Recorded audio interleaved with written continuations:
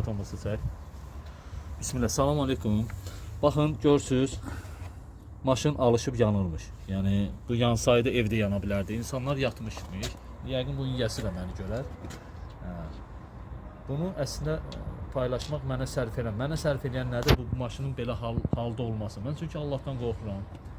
Yəni kişi həyatı yaşamağa çalışıram.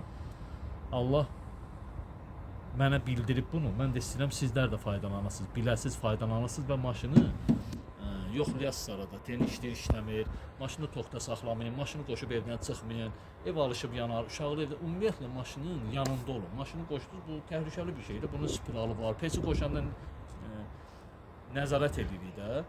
Bu da həmçinin də bunun spiralı var. Maşın da elədir. O yöndən ehtiyatlı olun. Yəni bunu əslində yenə də deyirəm, mənə sərf eləmir bu şeylər demək. Mən amma deyirəm, mənim o videolarımda yəqin ki görərsiniz, çalışıram insanlar faydalansın. Bəyənin, paylaşın və bilmədiklərinizə soruşun. Əlimdən gələn köməkliyi Allah üçün edərəm. Siz Allah'a dua edin, əlhəmdülillah. Yəni sevinin ki Allah bunu da sizə bildirdi. Maşın alışıb yana bilərdi, evdə yana bilərdi.